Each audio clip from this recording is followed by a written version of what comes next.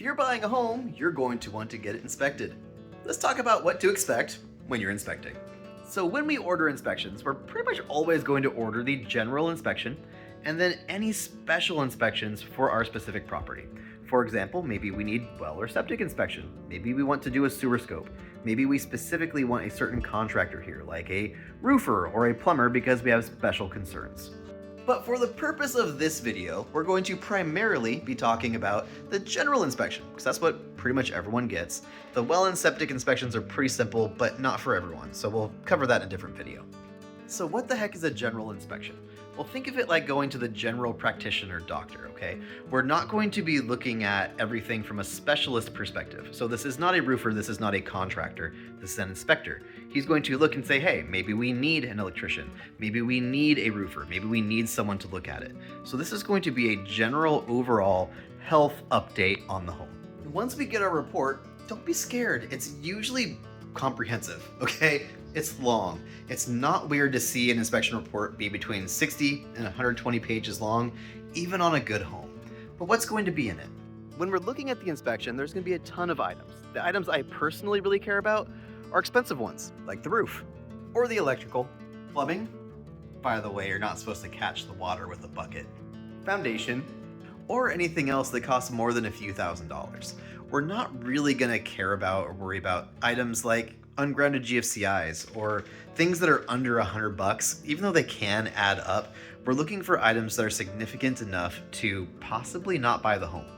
Once we get the full report, we're going to have three options. First option, we can cancel the deal.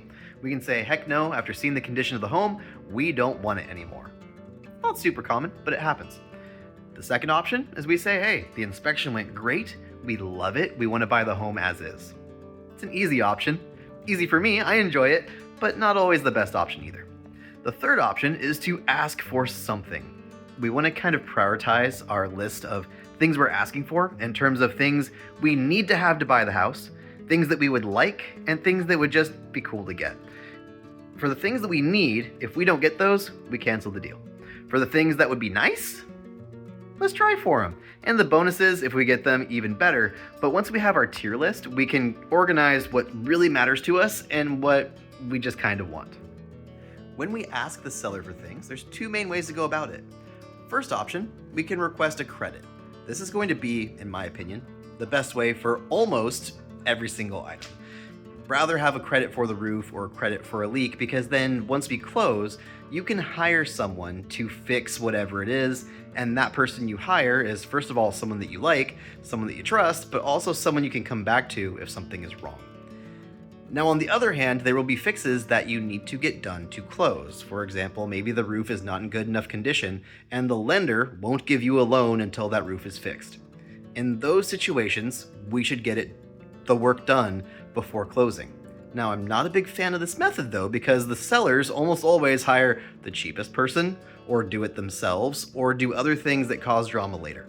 So if possible, we want to ask for credits. If it's a requirement of the loan, we want them to fix it as best they can and keep all the... So here's the thing. When we request things, the seller doesn't have to say yes. They might say no to part of it or no to all of it. If we ask for too much and we seem unreasonable, the seller will just say no. So we want to ask for a modest amount of things that any reasonable buyer would ask for.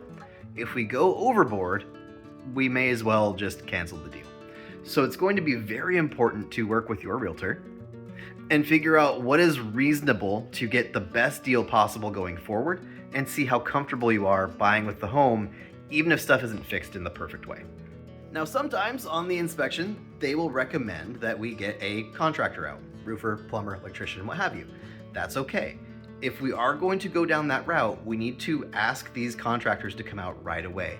They don't usually work within real estate timelines, so it's critical we get our quotes and our second opinions as quickly as we possibly can, or we might not be able to close on time.